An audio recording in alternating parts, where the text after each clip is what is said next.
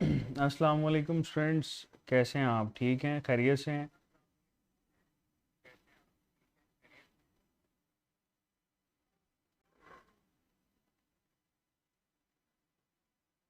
जी students, मुझे बताइएगा, आपको आवाज़ आ रही है?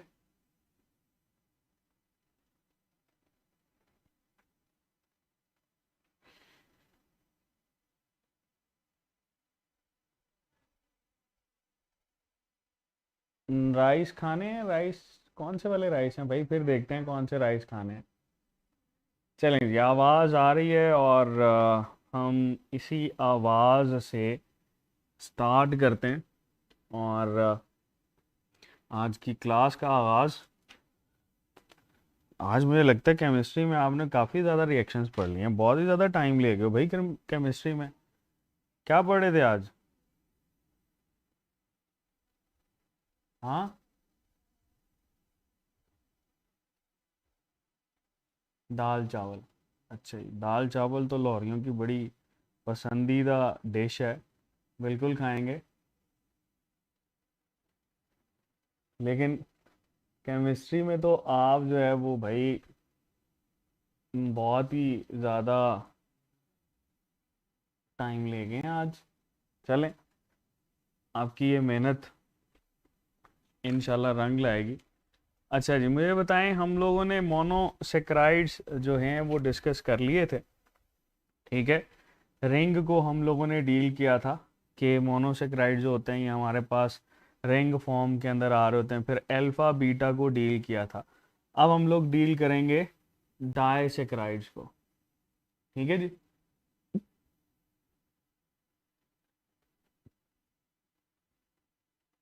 जी जी बिल्कुल।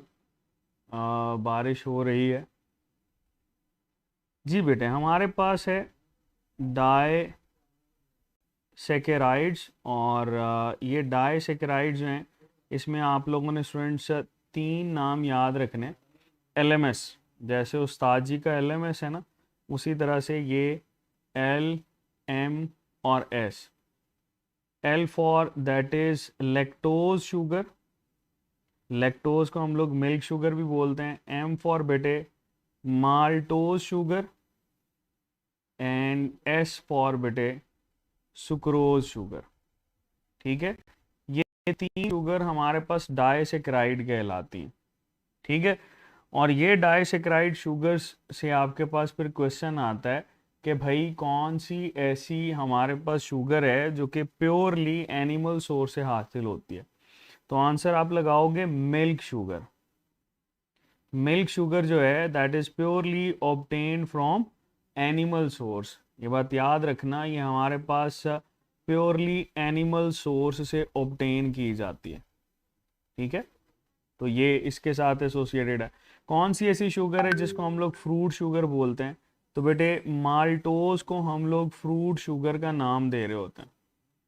फिर कौन सी ऐसी शुगर है जो कि हमारे पास बेटे टेबल शुगर कहलाती है? बेटे क्वेश्चंस लास्ट पे लेते हैं।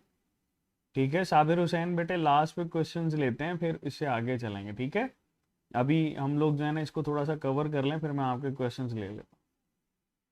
सुक्रोज जो है इसको हम लोग टेबल शुगर बोलते हैं। ठीक है। That is also known as beet sugar, क्योंकि चुकंदर से आप इसको ऑब्टेन कर रहे होते हैं। तो बेटे ये हमारे पास कुछ तीन शुगर्स हैं। अच्छा, फिर आपके पास ये पूछा जाता है भाई इनकी एंड प्रोडक्ट कौन कौन सी है। देखो, जब भी आप लोग लेक्टोज को तोड़ते हो ना, तो लेक्टोज हमारे पास दो मोनोसेक्राइड्स बनाता है। कौन कौन से? एक बेटे इसमें होता है बीटा गलेक्टोज। ठीक है। प्लस दूसरा इसमें जो होता है उसको हम लोग बोलते हैं बीटा ग्लूकोज। ठीक है।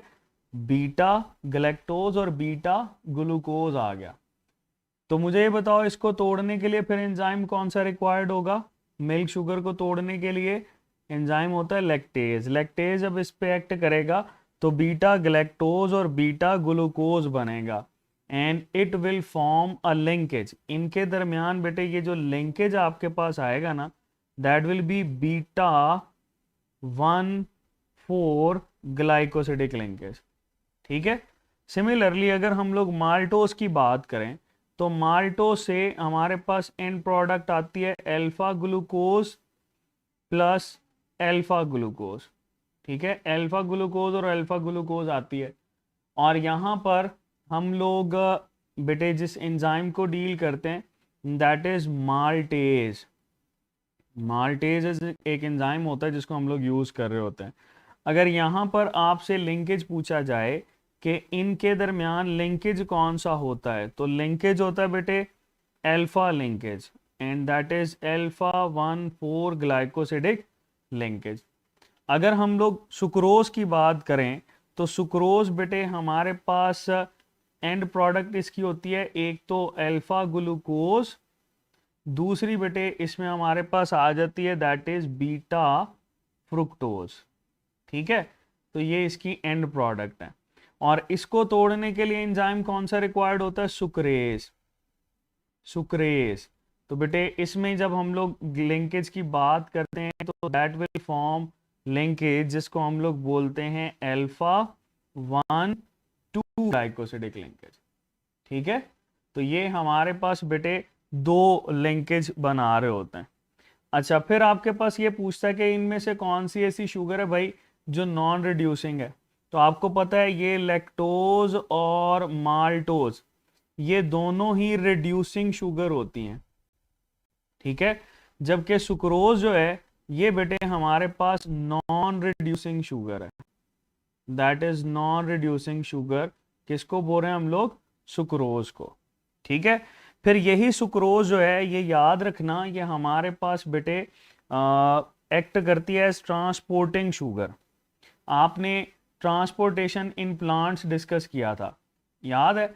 उसमें ये जो सुक्रोज होती है that acts as transporting sugar.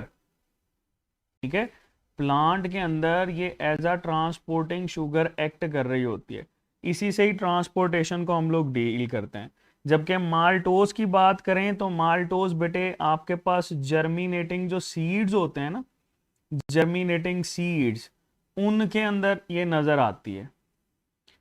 ठीक है, और फिर इसी को ही आप लोग जो है वो जब स्टार्च को या ग्लाइकोजन को तोड़ते हो, अगर ये आपसे पूछा जाए स्टार्च या ग्लाइकोजन, जब हम लोग इसको हाइड्रोलाइज करते हैं ना, जैसे आपने डाइजेस्टिव सिस्टम के अंदर पढ़ा है, तो सबसे पहले आपके पास यही माल्टोज ही बनता है। ठीक है, ये माल्टोज ही बन रहा होता है। अच्छा, कोठारी क्या कह रहे हैं? माल्टेज अल्फा 1,4 है बेटे, आप इसको कंफर्म कर लें। ठीक है, दैट इज अल्फा 1,4। अगर आप फिर भी कोई आपके पास ऑथेंटिक सोर्स है तो वो बता दें, वैसे मेरे अकॉर्डिंग तो ये अल्फा 1,4 ही बनती है। ठीक है, चलो एक और शुगर है उसको बेटे यहाँ पर ऐड करो, वो रिड्यूसिंग शुगर होती है, that is refer to as cellobiose. ठीक है, दैट इज सेलोबायोस। ये आपके सिलेबस में तो नहीं है लेकिन सम टाइम बेटे ये ऑप्शन में यूज कर सकता है। सेलोबायोस, सेलोबायोस जो है ये डाइसेक्राइड होता है। ठीक है, सेलोबायोस इज अ डाइसेक्राइड। तो ये कुछ एक्स्ट्रा इसको याद रखना। कौन सी डाइसेक्राइड होती है? रिड्यूसिंग के नॉन रिड्यूसिंग? तो बेटे ये भी हमारे पास रिड्यूसिंग होती है, बेनेडिक्ट सॉल्यूशन के साथ रिएक्ट करती है। ठीक है, तो ये बेटे हमारे पास इसमें हम लोग डील कर रहे होते हैं। ठीक है, ओके। अच्छा, एक क्वेश्चन इसके साथ भी ऐड कर लो। ये जो लैक्टोज है मैंने बताया था कि ये चूंकि एनिमल सोर्स से होती है, इस वजह say that is only found in animals. सिर्फ और सिर्फ जानवरों के अंदर ही बेटे ये आपको नजर आ रही होती है। ठीक है जी, चलो इससे आगे चलते हैं बेटे। हमारे पास दैट इज पॉलीसेक्राइड्स। पॉलीसेक्राइड्स को डील करते हैं। पॉली का मतलब क्या होता है? मैनी। ठीक है, सेकेराइड का मतलब ये है बेटा बहुत सारी शुगर्स जब मिलेंगी तो आपके पास ये पॉलीसेक्राइड्स बनेंगे। ओके हो गया, देयर विल बी पॉलीसेक्राइड्स। इन पॉलीसेक्राइड्स को हम लोग ना होमो पॉलीसेक्राइड्स या हेटेरो बिल्कुल नहीं करता बेटे डॉक्टर आरिफा शहजाद, पिंक को हम कोशिश करते हैं पिंक और रेड को कम यूज करें। ठीक है जी। हमारे पास बेटे इसकी क्लासिफिकेशन कर रहे होते हैं कि ये जो हमारे पास पॉलीसेकेराइड है, या तो ये होमोपॉलीमर हो सकते हैं। होमोपॉलीमर वो होते हैं जिनमें एक ही तरह के मोनोमर्स मिलकर इसको बना रहे होते हैं। दूसरा बेटे हमारे पास होते हैं हेटेरोपॉलीमर्स। और हेटेरोपॉलीमर्स कौन से होते हैं? हेटेरोपॉलीमर्स वो होते हैं बेटा जो कि आपके पास डिफरेंट तरह के मोनोमर से मिलकर बने होते हैं, उनको हम लोग हेटेरोपॉलीमर बोलते हैं। ठीक है जी। तो ये आपके पास पॉलीसेकेराइड को हम लोग डील कर रहे होते हैं। चलो चलें जी। ये बेटे ने हमने थोड़ी सी मोटी कर ली है ताकि आपके लिए आसानी रहे। चलो सबसे पहले हमारे पास एक शुगर है, दैट इज स्टार्च। ठीक है, स्टार्च। मुझे ये बताओ, ये स्टार्च आप लोग कहाँ पे पढ़ते हो? ये स्टार्च आप लोगों ने पढ़ा है एनिमल के साथ। ठीक है, और इस स्टार्च को फर्दर हम लोग दो हिस्सों के अंदर कैटेगराइज कर रहे होते हैं। एक बेटे हमारे पास आ जाता है एमाइलोपेक्टिन, ठीक है, और दूसरा बेटे हमारे पास आ जाता है एमाइलोज। एमाइलोपेक्टिन है और दूसरा है एमाइलोज। ठीक है जी। चलो, इनमें से बेटे जो एमाइलोपेक्टिन होता है ना, इसको हम लोग बोलते हैं कि ये ब्रांच्ड है, ब्रांच्ड। और जो भी ब्रांच्ड होगा, मैं ऑलरेडी हमने प्रीवियसली इसको डिस्कस किया था, इसमें 1,4 लिंकेज और इसके साथ साथ 1,6 ग्लाइकोसिडिक लिंकेज लाजमी होगा। जो एमाइलोज हैं ये अनब्रांच्ड होते हैं, अनब्रांच्ड। ठीक है, और बेटे जो भी अनब्रांच्ड होगा इसमें लिंकेज कौन सा होगा? सिर्फ और सिर्फ 1,4 लिंकेज होगा। ठीक है, there will be just 1,4 linkage. अच्छा, एक और को देख लेते हैं, फिर साथ के साथ डिस्कस करेंगे। एक है बेटे हमारे पास ग्लाइकोजन, दैट इज ग्लाइकोजन। ये ग्लाइकोजन बेटे हमारे पास ये भी स्टोरेज पॉलीसेकेराइड होता है, and that is purely found in animal. इस वजह से बेटे हम इसको एनिमल स्टार्च भी लेबल कर रहे होते हैं, that is also refer to as animal starch. ठीक है, ये ग्लाइकोजन बेटे ये भी हमारे पास हाईली ब्रांच्ड होता है, दैट इज हाईली ब्रांच्ड। अगर बेटे ये हाईली ब्रांच्ड है तो क्या हम लोग ये कह सकते हैं कि ग्लाइकोजन की सिमिलैरिटी जो है ये किसके साथ मिलती है? एमाइलोपेक्टिन के साथ। बिल्कुल कह सकते हैं, क्योंकि दोनों ही हमारे पास क्या है? ब्रांच्ड होते हैं। तो इसका मतलब ये है कि ग्लाइकोजन के पास भी बेटे आपको जो लिंकेज नजर आएगा दैट विल बी 1,4 और 1,6 ग्लाइकोसिडिक लिंकेज। ठीक है, 1,4 और 1,6 ग्लाइकोसिडिक लिंकेज इसके अंदर नजर आ रहा होगा। अच्छा, अगर आपसे पूछा जाए कि ये जो हमारे पास भाई ग्लाइकोजन होता है ये कहाँ कहाँ पाया जाता है? Glycogen is found in animal body ना, और एनिमल बॉडी या ह्यूमन बॉडी की बात करें तो इसमें दो जगह पे आपने पढ़ा, एक तो लीवर, ठीक है, दूसरा बेटे मसल्स के अंदर मौजूद होता है, दूसरा ये आपको फंजाई के अंदर स्टोरेज भी नजर आती है, फंजाई में भी ये ग्लाइकोजन ही पाया जाता है, तीसरा बेटे बैक्टीरिया अपने जो कार्बोहाइड्रेट्स होता है वो भी ग्लाइकोजन की फॉर्म में ही स्टोर करता है। तो ये तीनों आप लोगों ने याद रखने। ठीक हो गया, तो ये इसमें हमारे पास बेटे आ जाता है। अब ये देखो, ये हमारे पास ना स्टोरेज पॉलीसेकेराइड्स हैं, और जितने भी स्टोरेज पॉलीसेकेराइड्स होंगे, जितने भी स्टोरेज पॉलीसेकेराइड होंगे, इनमें बेटे हमेशा अल्फा ग्लाइकोसिडिक लिंकेज नजर आएगा, अल्फा ग्लाइकोसिडिक लिंकेज। यानी अगर आप इसकी बात कर रहे हो that will be alpha 1,4 and alpha 1,6। Similarly इसमें भी अल्फा 1,4 और इसमें भी अल्फा 1,4 या अल्फा 1,6 ग्लाइकोसिडिक लिंकेज आता है। ठीक हो गया। चलो अब एक और चीज देखते हैं। स्टार्च को जब आप लोग आयोडीन सोल्यूशन के साथ रिएक्ट करवाते हो, आयोडीन सोल्यूशन के साथ, तो ये बेटे कौन सा कलर देता है? That gives blue colour with iodine solution. ठीक है, और अगर हम लोग बेटे यहां पर डिस्कस करें ग्लाइकोजन को, तो ग्लाइकोजन आयोडीन सोल्यूशन के साथ कौन सा कलर देता है? That gives red colour. ठीक है, ये हमारे पास रेड कलर इसके साथ दे रहा होता है। इट मींस एक और चीज यहां पर क्लियर करते जाओ कि जो भी आपको स्टोरेज पॉलीसेक्राइड्स नजर आएंगे ना, स्टोरेज पॉलीसेक्राइड, तो बेटे ये स्टोरेज पॉलीसेक्राइड वो होते हैं जिनके अंदर ये आयोडीन सोल्यूशन के साथ आपको जो है ना वो कलर मिल रहा होता है। ठीक है, स्टोरेज पॉलीसेक्राइड में। लेकिन अगर हम लोग डील करें बेटे इसमें नेक्स्ट जो कि आपके पास स्ट्रक्चरल पॉलीसेक्राइड कहलाते हैं, जिसमें सेलुलोज आ जाता है, सेलुलोज। ठीक है, that cellulose is a structural polysaccharide, और ये हमारे पास ना अनब्रांच्ड कहलाता है। अगर बेटे ये अनब्रांच्ड है तो हम इसको कहेंगे कि that is more closely associated with the amylose, यानी ये एमाइलोज के साथ मिलता जुलता है। ठीक है, और इसमें भी लिंकेज कौन सा होगा बेटे? इसमें लिंकेज होगा सिर्फ और सिर्फ 1,4 ग्लाइकोसिडिक लिंकेज। ठीक है, that will have just 1,4 glycosidic linkage. ये जो आपके पास बेटे सेलुलोज है, ये पाई कहां पर जाती है? That is found in cell wall of plant.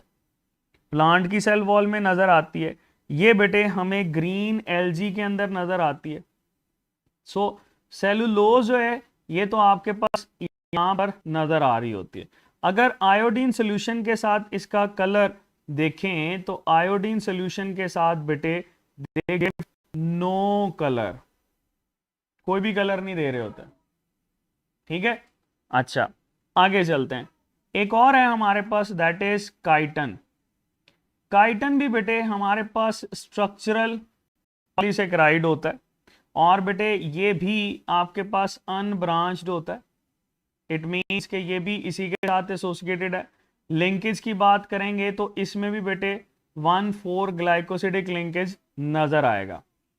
अच्छा, अब क्या ये अल्फा होता है या बीटा होता है? तो ये बात याद रखना, ये काइटन के अंदर और सेलुलोज के अंदर हमेशा बीटा ग्लाइकोसिडिक लिंकेज नजर आएगा, बीटा ग्लाइकोसिडिक लिंकेज, जबकि स्टार्च और ग्लाइकोजन के अंदर अल्फा ग्लाइकोसिडिक लिंकेज नजर आएगा।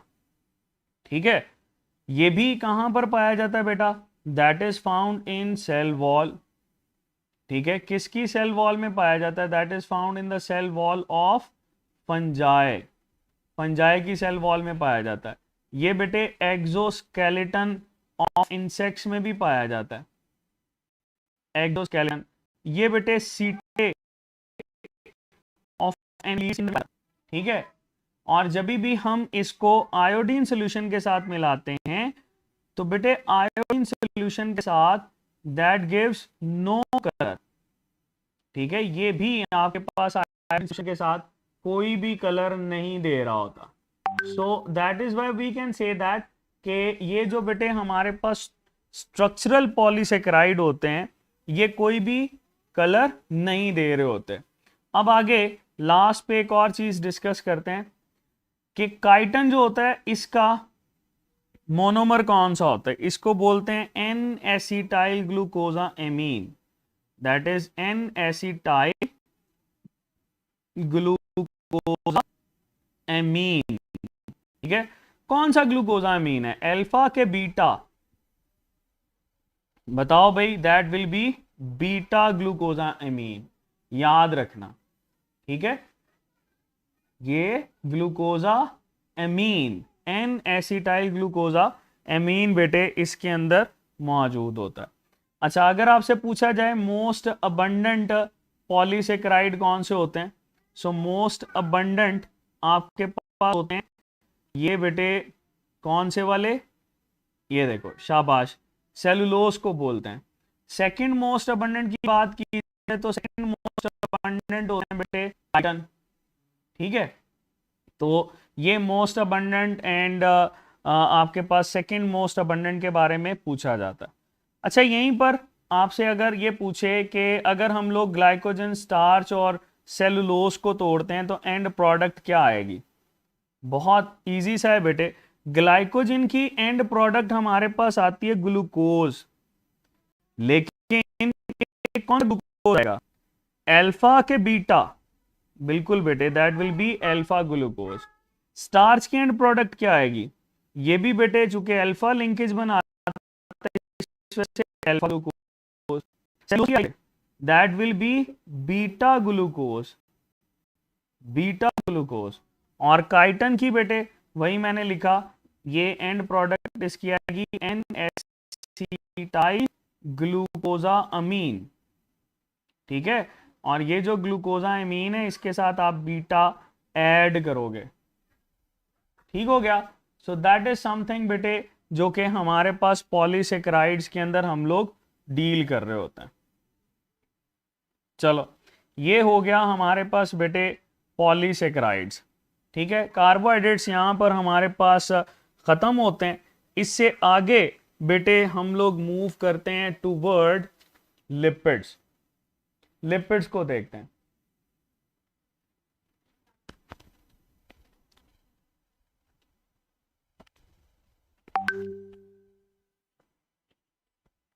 जी बेटे लिपिड्स को देखते हैं हम लोग।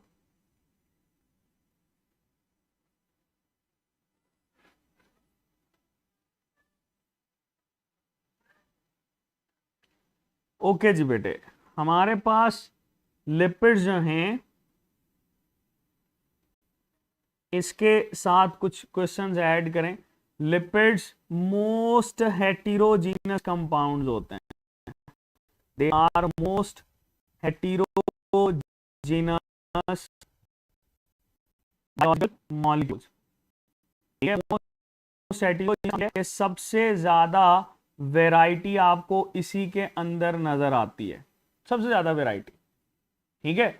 और ये बेटे आपके पास जो लिपिड्स होते हैं इनके बारे में हम ये भी कहते हैं कि ये जितने भी लिपिड्स हैं बेटा, they can never be macromolecules, they can never be macromolecules, यानी जितने भी लिपिड्स हैं ये कभी भी मैक्रोमोलिक्यूल्स नहीं हो सकते। हाँ एक बात जरूर है, ये जो लिपिड्स हैं दे कैन बी पॉलीमर्स, ठीक है, दे कैन बी पॉलीमर्स, लेकिन बेटे ये कभी भी हमारे पास मैक्रोमोलिक्यूल्स नहीं हो सकते, ये बात याद रखिएगा, ठीक है। So most heterogeneous biological molecule, आपने आंसर लगाना है कौन सा है। फिर आपसे पूछेगा कि इनमें से कौन सा ऐसा है जो कि मैक्रोमोलिक्यूल नहीं हो सकता, तो आंसर आएगा लिपिड। अब बेटे इसी लिपिड के साथ आप लोग इसके एलिमेंट्स को डील करते हो कि इसमें कौन कौन से इसेंशियल एलिमेंट्स होते हैं। इसमें कार्बन, इसमें हाइड्रोजन, इसमें ऑक्सीजन, ठीक है। बेटे आवाज आपकी तरफ से मेरे ख्याल से कुछ इशू है, यहां से तो इंटरनेट कनेक्शन ठीक है, ठीक है। कार्बन, हाइड्रोजन और हम लोग इसमें ऑक्सीजन को डील कर रहे होते हैं, ठीक है जी, ओके हो गया। अच्छा इसके अलावा आपको पता है इसमें फॉस्फोरस भी हो सकता है, अगर हम लोग ऐड करने पे आए तो फॉस्फोरस है, नाइट्रोजनस बेसेस हो सकती हैं, ठीक है। फिर टर्पेनॉइड्स के अंदर आइसोप्रेनॉइड सब यूनिट को आप लोग डील करते हो। सफिंगोलिपिड्स की बात करें तो उसमें सल्फर हो सकते हैं, लेकिन जो इसमें इसेंशियल हैं बेटे वो यही हमारे पास तीन होते हैं, कार्बन, हाइड्रोजन और ऑक्सीजन, ठीक है। चलो पहले हम लोग बेटे इसकी कुछ प्रॉपर्टीज को डील करते हैं, कौन कौन सी होती हैं। अच्छा हफ्सा सईद बेटे आप पूछ रही हैं what is the difference between polymer and macromolecule. देखो पॉलीमर तो सिंपल्स है ना, ये आपके पास किसी भी सब यूनिट से मिलकर बनता है।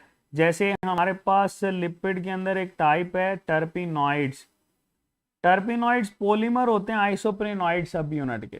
लेकिन मैक्रोमोलिक्यूल में ना हम लोग इंक्रीज्ड मॉलिक्यूलर वेट को डील करते हैं, ठीक है। मॉलिक्यूलर वेट जिनका ज्यादा होगा मैक्रोमोलिक्यूल हैं, जिनका मॉलिक्यूलर वेट कम होगा बेटे वो आपके पास माइक्रो मॉलिक्यूल है, ठीक है। चलो ये बेटे हमारे पास इसमें कुछ प्रॉपर्टीज, अब लिपिड्स की प्रॉपर्टीज को डील करते हैं ना। ये लो LIP और बेटे I और D, हम इसी के साथ प्रॉपर्टीज को डील करेंगे। लिपिड्स की प्रॉपर्टी इसके नाम के साथ ही एसोसिएट करके देखते हैं।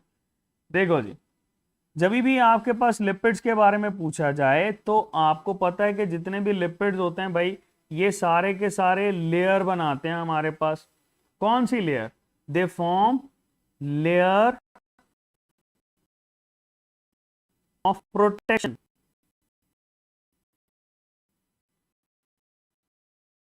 ठीक है बेटे, वो लिपिड्स बना रहे होते हैं। ठीक है, और इसके अंदर बेटे हम लोग ऐड करते हैं एक तो एक्सोस्केलेटन। इंसेक्ट्स का जो एक्सोस्केलेटन होता है बेटे, वो इसी से ही मिलकर बना होता है ना। दूसरा हम इसके अंदर ऐड कर रहे होते हैं क्यूटिकल। क्यूटिकल, ठीक है। चलो आगे चलते हैं। फिर हमारे पास बेटे आ जाता है इंसुलेशन। जितने भी लिपिड्स होते हैं they provide insulation, insulatory role play करते हैं। ठीक हो गया। और इस इंसुलेशन के अंदर हम लोग ये कहते हैं ये हीट और कोल्ड दोनों इंसुलेशन करवा रहे होते हैं। ठीक है। अच्छा जी, फेडरल की बुक में एक लाइन है कि माइक्रोमॉलिक्यूल्स मिलकर पॉलीमर्स बनाते हैं, मैक्रोमॉलिक्यूल कहते हैं। इसका क्या मतलब है बेटे? जब भी मैक्रोमॉलिक्यूल्स, लेट्स से हम ये कहते हैं कि जी 10,000, ठीक है, यूनिट्स हैं अगर 10,000 से ज्यादा से मिलकर बनाओ, दैट विल बी माइक्रोमॉलिक्यूल। ठीक है।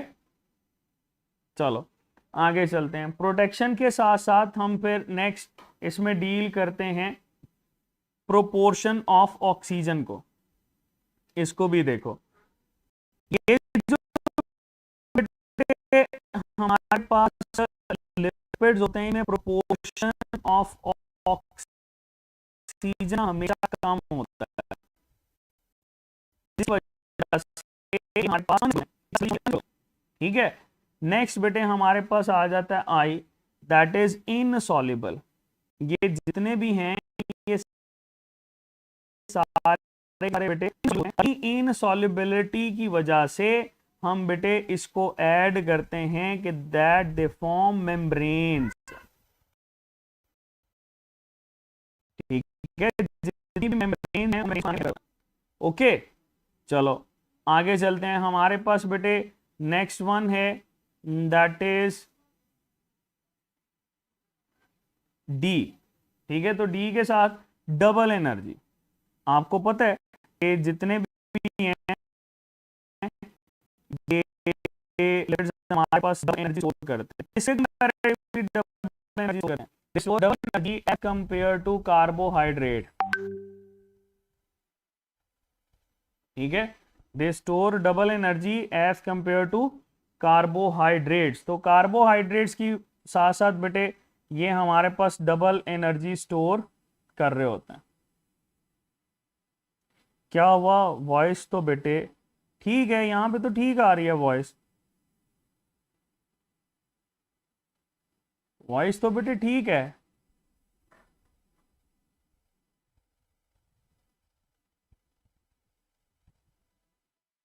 जी जी, क्या मसला क्या आ रहा है बेटे वॉइस में?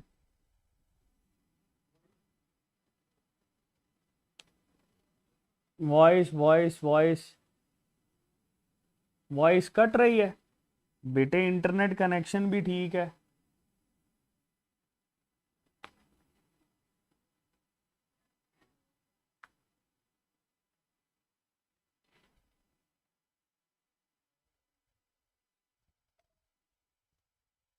चलो इसको आप यहीं पे जो है ना थोड़ा सा डिस्कस कर लो। ठीक है, फिर कल हम लेंथी क्लास के अंदर ना मज़ीद उसमें इंटरनेट कनेक्शन जो है वो हम चेंज करके देखेंगे। चलो, मैंने ये बताया कि they store double energy as compare to carbohydrates. कैसे? क्योंकि बेटे इनके अंदर कार्बन और हाइड्रोजन बॉन्ड जो होते हैं वो ज़्यादा होते हैं। जितने ज़्यादा कार्बन हाइड्रोजन बॉन्ड होंगे ना, उतना ही ज़्यादा बेटे आपके पास एनर्जी स्टोर करेगा, जबकि ऑक्सीजन कम होने की वजह से स्टेबिलिटी कम होगी। और इसकी एग्जांपल हमारे पास मिलती है C57, H110 और O6। ठीक है जी। ये बेटे हमारे पास ऐसा मॉलिक्यूल है जिसको ट्राइस्टीरीन बोलते हैं। ये ट्राइस्टीरीन बेटे आपके पास एसोसिएशन शो करता है कि जी हमारे पास, चलो अब ठीक है ना, चलो ठीक हो गया। ट्राइस्टीरीन जो होता है ना, ये बेटे हमारे पास ऑक्सीजन कंटेंट कम रखता है, जिसकी वजह से इसकी स्टेबिलिटी कम होती है। कार्बन हाइड्रोजन बॉन्ड ज़्यादा रखता है, जिसकी वजह से बेटे ये हमारे पास क्या करेगा, एनर्जी ज़्यादा स्टोर करेगा।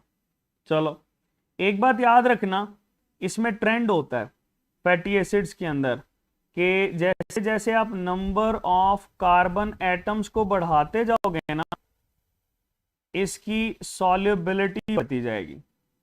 लेकिन ये सॉल्युबिलिटी किस में है? That is solubility in organic solvents. ये ऑर्गेनिक सॉल्वेंट्स हम इसको डील करते हैं। ठीक है। फिर अगर हम लोग नंबर ऑफ कार्बन एटम्स को बढ़ाते जाएंगे तो इसका जो मेल्टिंग पॉइंट होगा ना बेटे, वो भी आपके पास इंक्रीज करेगा। ठीक है, ये भी आपके पास इंक्रीज करेगा।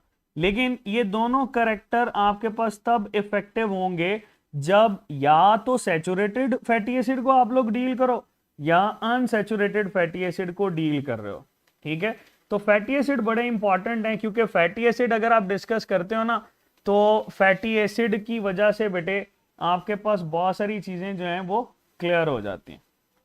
ओके, चलो फैटी एसिड बेटे हमारे पास इनकी अगर क्लासिफिकेशन की बात करें तो फैटी एसिड आपको पता है कि ये डेरिवेटिव होते हैं किसके? कार्बोक्सिलिक एसिड्स के। फैटी एसिड्स ये बेटे हमारे पास डेरिवेटिव्स होते हैं कार्बोक्सिलिक एसिड के, RCOOH हम लोग बोलते हैं। ठीक है, RCOOH बेटे हम इसको बोल रहे होते हैं। और इसमें एक और चीज हम ये मेंशन करते हैं कि इसमें कार्बन नंबर जो होते हैं ये 2 से रेंज करते हैं कहां तक बेटे? मैक्सिमम कितने हो सकते हैं? 30 तक। ठीक है, लेकिन हमेशा आप इसमें इवन नंबर को डील करोगे। ऐसा नहीं है कि आपके पास 1 है, 3 है, 5 है, 7 है, ऐसा नहीं है, हमेशा इवन नंबर होंगे। ठीक है जी। चलो फैटी एसिड में आप लोगों ने एक पढ़े होंगे acetic acid. Acetic acid, acetic acid के अंदर बेटे 2 कार्बन होते हैं। एक हमारे पास होता है ब्यूटायरिक एसिड। ठीक है, ब्यूटायरिक एसिड बेटे वो है जिसके अंदर 4 कार्बन होते हैं। एक होता है बेटे हमारे पास पामिटिक एसिड। पामिटिक एसिड वो है बेटे जिसमें हमारे पास 16 कार्बन होते हैं। ठीक है, एक बेटे हमारे पास होता है stearic acid. There is stearic acid. Stearic acid जो होता है ये 18 कार्बन कंटेन करता है। दैट कंटेन्स 18 कार्बन, लेकिन ये सैचुरेटेड की कैटेगरी में है। अच्छा, फिर हमारे पास बेटे आ जाता है ऑयलिक एसिड। ऑयलिक एसिड, ठीक है जी, ऑयलिक एसिड के अंदर 18 कार्बन होते हैं, लेकिन ये अनसैचुरेटेड है। एक हमारे पास आता है लिनोइलिक एसिड। लिनोइलिक एसिड, इसमें भी बेटे 18 कार्बन हैं, लेकिन ये भी अनसैचुरेटेड होता है। लेवल ऑफ अनसैचुरेशन बेटे ये आपके पास डिपेंड करता है कि ये कितने डबल बॉन्ड हैं। ठीक है, क्योंकि आप लोगों ने ये पढ़ा है ना कि हमारे पास इसमें जो बॉन्ड्स होते हैं वो बेटे अप टू 6 हो सकते हैं। डबल बॉन्ड्स की बात करोगे तो डबल बॉन्ड मिनिमम 1 मैक्सिमम बेटे इसमें 6 होगा। ठीक है, चलो सोर्स भी ऐड करते जाओ। एसिटिक एसिड जो होता है इसका सोर्स क्या है? विनेगर। रेड यूज नहीं करना, तो हम वापस आ जाते हैं। ब्यूटायरिक एसिड का सोर्स क्या होता है बेटा? ये हम लोग बटर मेंशन करते हैं। पामेटिक एसिड ये हम लोग पाम ट्री से हासिल कर रहे होते हैं। ठीक है, प्लांट सोर्स से हमारे पास ये आता है। और सीरिक एसिड जो है बेटा, ये ज़्यादातर आप जो घर में फैट्स और ऑयल्स यूज करते हो ना, उनके अंदर ये स्टेरिक एसिड होता है। ऑलिक एसिड जो है बेटा, ये हम लोग ऑलिव्स से हासिल करते हैं। और लिनोइलिक एसिड जो है बेटा, that is also refer to as vegetable oil. ठीक है, ये हमारे पास वेजिटेबल ऑयल कहलाता है। तो ये तो आगे सोर्स। अब बात करते हैं इनमें से सैचुरेटेड कौन कौन से होते हैं और अनसैचुरेटेड कौन से होते हैं। बेटे ये जो फर्स्ट 4 हम लोगों ने पढ़े थे, जिसमें एसिटिक एसिड है, ब्यूटायरिक एसिड है, पामेटिक एसिड है और स्टेरिक एसिड है, ये सारे के सारे ना सैचुरेटेड होते हैं। All of these are saturated. ठीक है, और जो सैचुरेटेड फैटी एसिड्स होते हैं they are refer to as fats. हम इनको फैट लेबल करते हैं। ठीक है, और बेटे इसके नीचे चलो तो ये ऑयलिक एसिड, लिनोइलिक एसिड और एक वर्नोलिक एसिड भी होता है। ये सारे के सारे बेटे अनसैचुरेटेड होते हैं, दे आर अनसैचुरेटेड। ठीक है, तो ये बेटे हमारे पास इसकी सैचुरेशन और अनसैचुरेशन को डील करते हैं। अब आ जाते हैं इसके मेल्टिंग पॉइंट की तरफ। मेल्टिंग पॉइंट देखो जरा, एसिटिक एसिड का मेल्टिंग पॉइंट है 16.6 डिग्री सी, फेडरल के अंदर मेंशन्ड है ये। ब्यूटायरिक एसिड का होता है -8 डिग्री सी। ठीक है, पामेटिक एसिड का होता है बेटा 63.1 डिग्री सी। अब मुझे यहाँ पे थोड़ा सा मसला है। हमने ये पढ़ा था कि नंबर ऑफ कार्बन एटम बढ़ाओगे तो मेल्टिंग पॉइंट बढ़ेगा, जबकि यहां पर क्या हुआ, एसिटिक ये जो एसिटिक एसिड है इसका 16.6 है और ब्यूटायरिक एसिड का क्या हो गया, -8 डिग्री सी। अब मुझे ये बताओ कि ये हमारे पास ऐसा क्यों है, किस वजह से है? इज देयर एनी कोई स्पेसिफिक रीजन है या वैसे ही है? याद रखना, ये जो एसिटिक एसिड है ना, ये ट्रेंड को फॉलो नहीं करता। That is why that is not true fatty acid. ये बेटे हमारे पास ट्रू फैटी एसिड नहीं होता। कौन? ये बेटे acetic acid, that is not true fatty acid. ठीक है, लेकिन इसका मेल्टिंग पॉइंट याद रख लेना, ये आपके काम आएगा। अच्छा, फिर बेटे एक और सवाल आता है कि ये जो पामेटिक एसिड है, पामेटिक एसिड का मेल्टिंग पॉइंट जो है ये हमारे पास जो ब्यूटायरिक एसिड होता है इससे कितने डिग्री से ज्यादा है? बताओ कितने डिग्री से ज्यादा होता है भाई?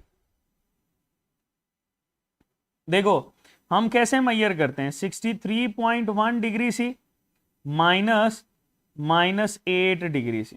ठीक है, तो 63.1 माइनस माइनस प्लस हो जाएगा, तो ये बेटे आपके पास आ जाएगा 71.1 डिग्री सी।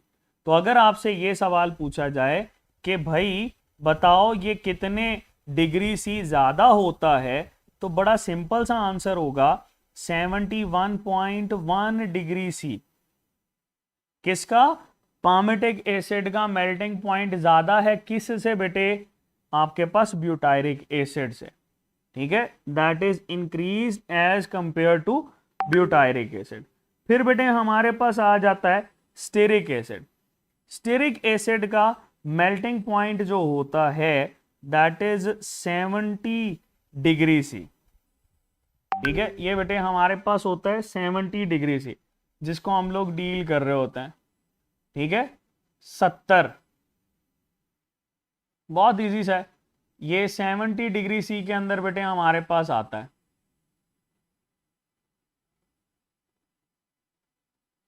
ठीक है जी, चलो नेक्स्ट हमारे पास है बेटे ऑयलिक एसिड, जो कि ऑलिव से हमारे पास रिसीव होता है और इसका जो मेल्टिंग पॉइंट है ये 4 डिग्री सी है और बेटे लिनोइलिक एसिड का -5 डिग्री सी है।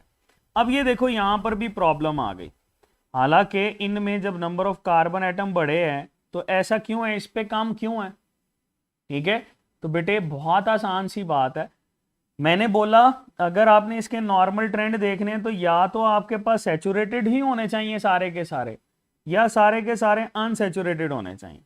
ऑयलिक एसिड होता है बेटे मोनो अनसैचुरेटेड, ठीक है, तो यहां पर मैं लिख देता हूं ऑयलिक एसिड के अंदर एक डबल बॉन्ड पाया जाता है, मोनो अनसैचुरेटेड है, तो मोनो अनसैचुरेटेड होने की वजह से इसके कार्बन 9 और कार्बन 10 पे आपको एक डबल बॉन्ड नजर आता है, ठीक है। जबकि लिनोइलिक एसिड ये बेटे इसी का ही डेरिवेटिव होता है, और इसमें अगर आपसे पूछा जाए कितने डबल बॉन्ड होते हैं तो there are 3 double bond in, कितने डबल बॉन्ड होते हैं? 3 डबल बॉन्ड होते हैं, ठीक है। ओके बेटे, नेक्स्ट टाइम अनिला बेटे हम वाइट स्लाइड्स पे इंशाल्लाह कर लेंगे, ठीक है। ये बात याद रखना, इसमें 3 डबल बॉन्ड है, इस वजह से ये भी ट्रेंड आपके पास जो है इसमें थोड़ा सा वेरी कर रहा होता है। ओके, तो ये एसिटिक एसिड के हवाले से आप लोगों ने चीजें याद रखनी है। आगे थोड़ा सा जल्दी से क्विकली हम देखते हैं कि इसमें फैट और ऑयल के अंदर क्या डिफरेंस होता है। What is the difference between fat and oil? ठीक है, जितने भी बेटे फैट्स होते हैं ना ये हमारे पास सैचुरेटेड फैटी एसिड्स बनाते हैं, ठीक है। यहां पर हम कह देते हैं सैचुरेटेड फैटी एसिड्स जो हैं ये बेटे हमारे पास फैट्स बनाते हैं, और अनसैचुरेटेड फैटी एसिड क्या बनाते हैं बेटा? अनसैचुरेटेड फैटी एसिड्स को हम लोग बोलते हैं दे फॉर्म ऑयल्स, ठीक है। यही सैचुरेटेड फैटी एसिड्स जो हैं ये ब्रांच भी हो सकते हैं, they are found in animal body. Animal body के साथ साथ बेटे या आपको बैक्टीरिया की स्टोरेज बॉडी होता है, ओके। अच्छा, ऑयल्स जो होते हैं बेटा ये हमारे पास पाए जाते हैं प्लांट की बॉडी के अंदर, इन प्लांट की बॉडी। एरिकिडोनिक एसिड बेटे बताते हैं अली असगर बेटे, उसका भी बता देते हैं, अभी जरा इसको तो देख लें। फैट और ऑयल एनिमल में कौन सा और प्लांट के अंदर कौन सा होता है? अच्छा, अगर आपसे ये पूछा जाए कि इन दोनों को अगर या इन दोनों में से किसी भी एक को आप पानी रखते हो तो ये पानी की सरफेस पे आ जाते हैं, तो इसका आंसर होता है स्पेसिफिक ग्रेविटी की वजह से। इनकी बेटे स्पेसिफिक ग्रेविटी 0.8, जबकि वाटर की स्पेसिफिक ग्रेविटी होती है 1, ठीक है। तो आपके पास बेटे जो लिपिड की स्पेसिफिक ग्रेविटी है कम होने की वजह से ये इसकी सरफेस पे आ जाता है, ठीक है। That falls on its surface, इसकी सरफेस पे आ जाता है। अच्छा चलो, अगर मैं ये पूछूं फैट और ऑयल में से कौन सा ऐसा है जिसके पास एनर्जी ज्यादा होती है? बताओ बेटे, इनमें से एनर्जी किसके पास ज्यादा होगी?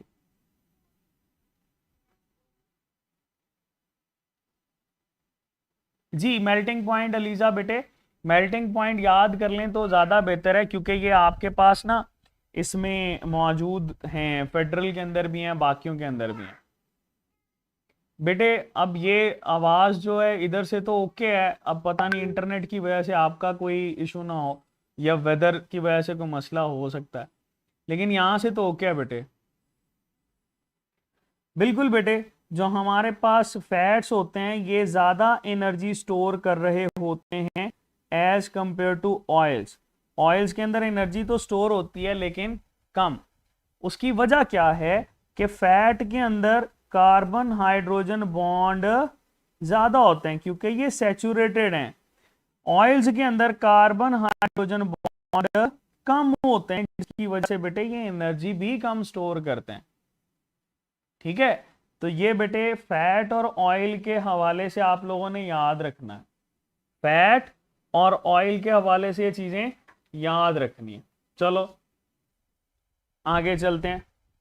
एक और बाकी इसकी क्लासेस को डिस्कस करने से पहले हम ज़रा देख लेते हैं कि जनरल क्लासिफिकेशन में ये लिपिड्स आप किस किस तरह से क्लासिफाई कर रहे हो। तो बेटे अगर हम इसकी क्लासिफिकेशन को डील करें तो क्लासिफिकेशन तो डिफरेंट कैटेगरीज की बेस के ऊपर भी की जा सकती है, लेकिन ये वही क्लासिफिकेशन है जो आप इसके कॉम्प्लेक्स और डेराइव्ड होने की बेस के ऊपर करते हो। बेटे बैक्टीरिया वाला पॉइंट मैंने ये बताया इरफान बेटे कि जो बैक्टीरिया होते हैं उन बैक्टीरिया की बॉडी के अंदर भी जो लिपिड स्टोरेज मटेरियल होता है ना वो फैट ही होता है बेटे। ठीक है, मैंने ये बताया वो एनिमल के साथ रिजेम्बलेंस रखता है। तो क्लासिफिकेशन में हमारे पास बेटे ये सिंपल आ जाते हैं। ठीक है, सिंपल वो वाले लिपिड्स होते हैं बेटे जो कि सिर्फ दो मॉलिक्यूल से मिलकर बने होते हैं, याद रखना।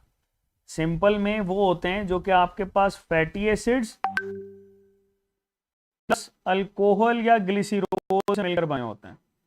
ठीक है, मतलब ये उनमें लाजमी हो। तो देखो जरा हमारे पास ये जो सिंपल हैं, सिंपल की कैटेगरी के अंदर बेटे हमारे पास ना दो चीजें आ जाती हैं, जिनमें से सबसे इंपॉर्टेंट है एसाइल ग्लिसरॉल। सबसे इंपॉर्टेंट इसमें होते हैं एसाइल ग्लिसरॉल जो कि सिंपल फैटी एसिड की कैटेगरी के अंदर आते हैं। दूसरा बेटे इसमें होते हैं वैक्सेस। ठीक है, लिनोइलिक एसिड में बेटे 3 डबल बॉन्ड है, बाकी मैं इसको कंफर्म तो कर लेता हूं, मेरे ख्याल से तो 3 ही है। आप देख लें इसको कि लिनोइलिक एसिड के अंदर कितने डबल बॉन्ड होते हैं। ठीक है, मेरे ख्याल से तो 3 है।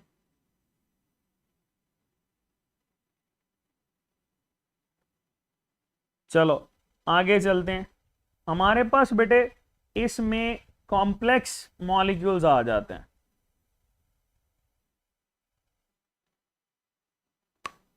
अच्छा, बिल्कुल सही कह रहे हैं बेटे, लिनोइलिक एसिड के अंदर ना 2 होते हैं। ये इसको करेक्ट कर लीजिएगा, ये मैंने कंफर्म किया, हमारे पास यहाँ पे गलत है। लिनोइलिक एसिड के अंदर 2 डबल बॉन्ड होते हैं, 2 डबल बॉन्ड्स। ठीक है जी, थैंक यू बेटे, ये इसको करेक्ट कर लीजिएगा, बिल्कुल सही कह रहे हैं ये। नेक्स्ट है बेटे हमारे पास सिंपल के बाद that is complex lipids. Complex lipids कौन से होते हैं? कॉम्प्लेक्स लिपिड्स ऐसे लिपिड्स को बोलते हैं जिनमें बेटे आपके पास आ जाते हैं फॉस्फोलिपिड्स। ठीक है, विच इंक्लूड्स फॉस्फोलिपिड्स। लिपिड्स इनमें आ जाते हैं। इसी के साथ साथ बेटे इसमें ग्लिसरॉल आ जाते हैं। ठीक है, ग्लिसरॉल ग्लाइकोलिपिड्स और लिपोप्रोटीन्स, ये हमारे पास मौजूद होते हैं किसमें? कॉम्प्लेक्स के अंदर। फिर थर्ड कैटेगरी हमारे पास आती है बेटे डिराइव्ड। डिराइव्ड ये तीसरे हैं लिपिड जिनको हम लोग डिराइव्ड लिपिड की कैटेगरी के अंदर रखते हैं। और इनमें बेटे हमारे पास जो नजर आते हैं दे आर टर्पीन। ठीक है, मेनली टर्पीन्स इसमें आ जाते हैं। इसमें बेटे स्टीरॉइड्स आ जाते हैं और बेटे इसमें प्रोस्टाग्लैंडिन्स और कोलेस्टेरोल, प्रोस्टाग्लैंडिन्स आ जाते हैं। और बेटे ये आपके पास स्टीरॉइड का ही डेरिवेटिव होता है दैट इज कोलेस्टेरोल, ये हमारे पास आ रहे होते हैं। ठीक है, बिल्कुल सही कह रहे हैं, टर्पीन बेसिकली टर्पिनॉइड्स ही हैं। जी जी मोहम्मद यकूब बेटे 2 डबल बॉन्ड्स, बिल्कुल हमने करेक्शन की है लिनोइलिक एसिड की, थैंक यू। चलो आगे चलते हैं। नेक्स्ट बेटे हमारे पास हैं इनकी कुछ कैटेगरीज जो कि आपके पास इंपॉर्टेंट है, जो कि आपने करनी है। ठीक है, उसको हम लोग डिस्कस करते हैं। एक बेटे हमारे पास आ जाते हैं एसाइल ग्लिसरॉल्स, और यहाँ पर लिख देते हैं दे आर एसाइल ग्लिसरॉल। दूसरे बेटे हमारे पास आ जाते हैं वैक्सेस। तीसरा बेटे हमारे पास आ जाते हैं फॉस्फोलिपिड्स।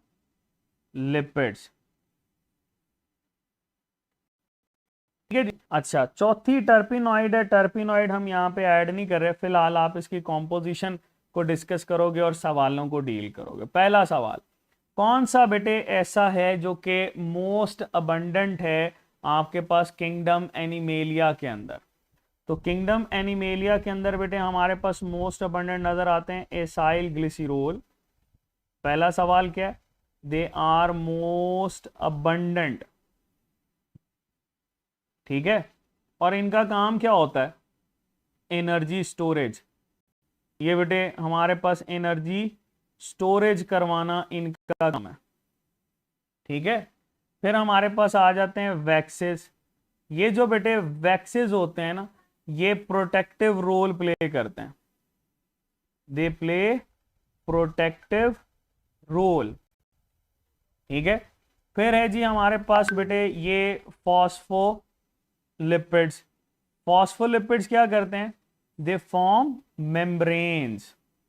ये बेटे हमारे पास मेम्ब्रेन्स जो होती हैं उनको बनाना इनका काम होता है। ठीक है चलो, ये बेटे एसाइल ग्लिसरॉल, वैक्सेस, फॉस्फोलिपिड्स। अच्छा, मजीद क्वेश्चंस डील करते हैं, लेकिन उससे पहले आप इसकी कॉम्पोजिशन देख लो। एसाइल ग्लिसरॉल के लिए आपने याद रखना है Fa, वैक्सेस के लिए आपने याद रखना है फाका, और फॉस्फोलिपिड्स के लिए याद रखना है फ्राई पैन। क्या बोला मैंने? Fa, फाका, फ्राई पैन। मेरे साथ बोलो, ये बेटे एसाइल ग्लिसरॉल के लिए Fa, वैक्सेस के लिए फाका, और फॉस्फोलिपिड के लिए फ्राई पैन। क्या है? Fa, फाका, फ्राई पैन। दोबारा से बोलो, Fa, फाका, फ्राई पैन। ठीक है, लास्ट टाइम, Fa, फाका और फ्राई पैन। चलो इसमें देखते हैं कंपोनेंट्स। एसाइल ग्लिसरॉल जो होता है बेटे, इसमें दो आपको कंपोनेंट्स नजर आते हैं। F फॉर फैटी एसिड्स, इनमें मौजूद होते हैं fatty acids, and A for बेटे इनमें मौजूद होते हैं अल्कोहल्स। ठीक है, लेकिन जो अल्कोहल्स इसमें नजर आते हैं उनको ग्लिसरॉल बोलते हैं, मतलब 3 OH group containing alcohols. Okay हो गया, आगे चलते हैं। नेक्स्ट है वैक्सेस। वैक्सेस जो है बेटा, इनमें F फॉर फैटी एसिड। ठीक है, A फॉर बेटे इनमें आ जाएगा अल्कोहल्स, एंड K फॉर इनमें बेटे आ जाता है कीटोन्स, एंड बेटे लास्ट पे हमारे पास है दैट इज A, अल्केन्स। ठीक है, चलो अल्केन्स के बारे में क्या इंपॉर्टेंट चीज है? अल्केन के बारे में इंपॉर्टेंट चीज ये है कि ये आपके पास लॉन्ग चेन अल्केन होते हैं और कार्बन नंबर 25 से लेकर कार्बन नंबर 35 तक रेंज करते हैं। ठीक है, Fa, फाका, फ्राई पैन। ये इससे ना कॉम्पोजिशन आपको याद हो जाएगी, भूलेगा नहीं। चलो, अगर वो पूछता है कौन से ऐसे लिपिड्स हैं जिनमें कीटोन्स होते हैं, तो कीटोन कंटेनिंग लिपिड्स कौन से हैं? वैक्सेस हैं बेटे। आगे देखो, हमारे पास आ जाता है दैट इज बेटे फॉस्फोलिपिड्स। तो फॉस्फोलिपिड में that F for fatty acid. ठीक है, दैट P फॉर बेटे फॉस्फोरिक एसिड। ठीक है, P for phosphoric acid, and then A for बेटे हम इसमें अल्कोहल की बात करें। ठीक है, ये जो 3 कंपोनेंट्स हैं, जिसमें फैटी एसिड है, जिसमें आपके पास फॉस्फोरिक एसिड और अल्कोहल है बेटा, ये हमारे पास मिलकर बनाते हैं phosphatidic acid. They form phosphatidic acid. ठीक है, अच्छा, अगर इस फॉस्फेटिडिक एसिड के अंदर हम लोग ऐड कर दें ना बेटे, किसको? नाइट्रोजिनस बेस को। अगर हम इसमें ऐड कर दें नाइट्रोजिनस बेस को, तो तब हमारे पास बन जाएगा फॉस्फोलिपिड। ठीक है, ये जो नाइट्रोजनस बेस होती है बेटे, इसमें हम लोग ऐड कर सकते हैं कोलीन होती है, इसमें बेटे हम ऐड कर सकते हैं सीरीन होती है जो कि अमाइनो एसिड है, इसमें इथेनोलेमीन हो सकती है, ठीक है, और बेटे इसमें हमारे पास आइनोसिटोल हो सकता है। आइनोसिटोल ये को हम लोग बोलते हैं नाइट्रोजन कंटेनिंग अल्कोहल्स। चलो आगे चलते हैं, हम जरा एसाइल ग्लिसरॉल को देखते हैं। एसाइल ग्लिसरॉल में ना आपके पास अगर पूछा जाए कि भाई इसका जो स्ट्रक्चरल मॉलिक्यूल या सेंट्रल मॉलिक्यूल अगर पूछे कि सेंट्रल मॉलिक्यूल कौन सा होता है, तो आपने बताना है ग्लिसरॉल होता है। इसमें बेटे 3 कार्बन होते हैं, ठीक है, और इसमें हर साथ OH ग्रुप यानी 3 अल्कोहलिक ग्रुप, इसको बैलेंस कर लो, H2 H और H2 बेटे, ये हमारे पास आ जाता है। ये क्या है, दैट इज ग्लिसरॉल बेटे, ये हमारे पास ग्लिसरॉल होता है, ठीक है, दैट इज ग्लिसरॉल। ये हम लोग ग्लिसरॉल को डील कर रहे हैं।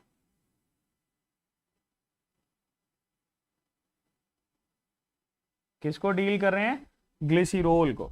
अच्छा, अगर बेटे ग्लिसरॉल के साथ हम लोग फैटी एसिड ऐड करते हैं, चलो फैटी एसिड का जनरल फॉर्मूला हम लोगों ने क्या पढ़ा था, दैट इज RCOOH।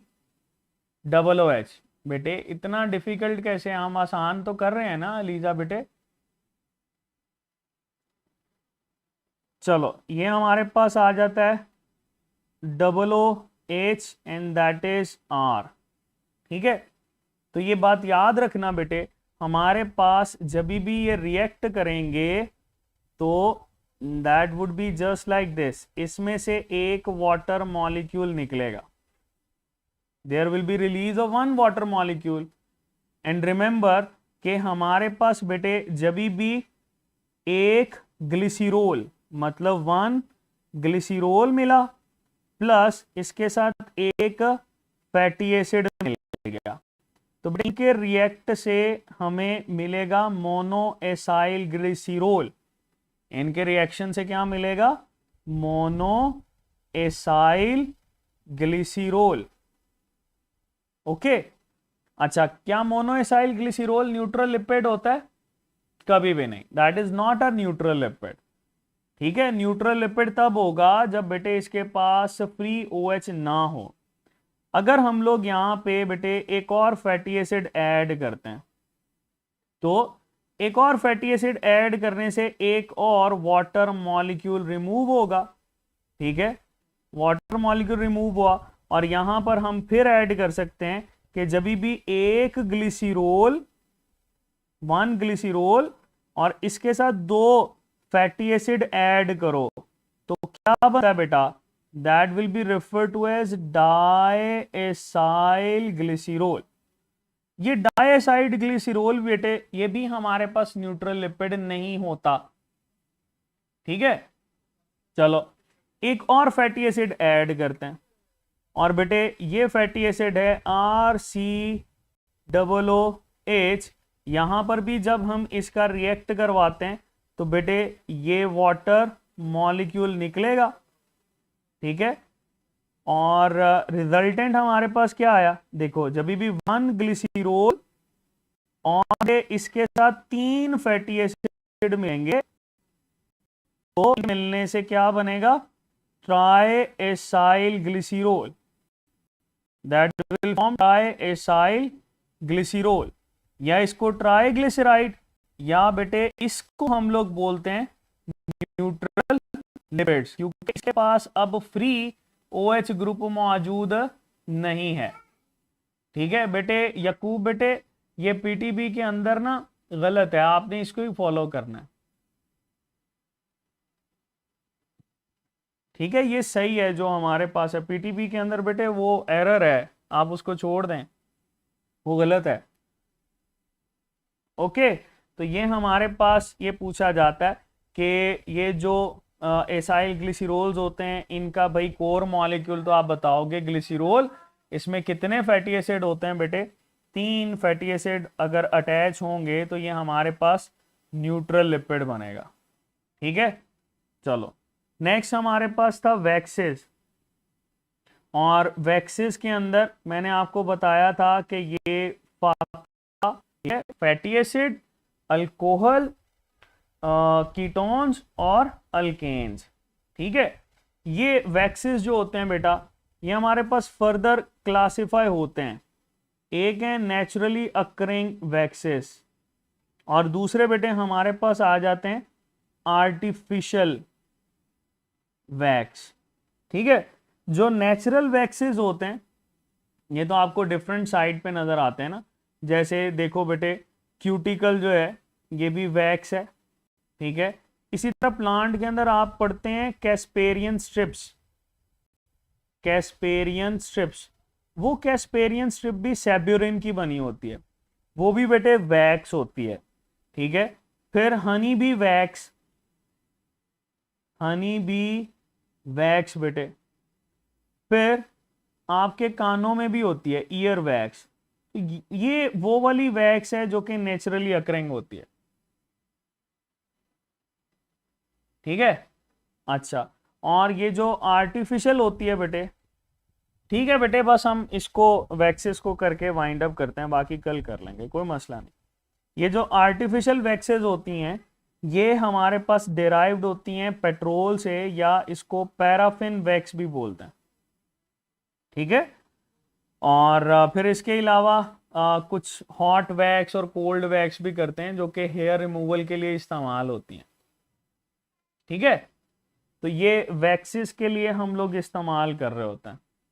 अच्छा चलो मुझे जल्दी से बता दो, तो अगर तो थक गए हो तो हम वाइंड अप कर देंगे, मैं फॉस्फोलिपिड स्टार्ट नहीं करता, लेकिन अगर आप इजी हैं तो हम नेक्स्ट फॉस्फोलिपिड को शुरू करते हैं।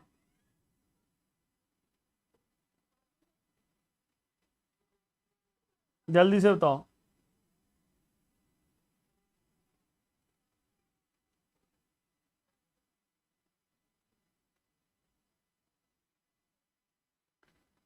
कल वैसे आपकी लेंथी क्लास है।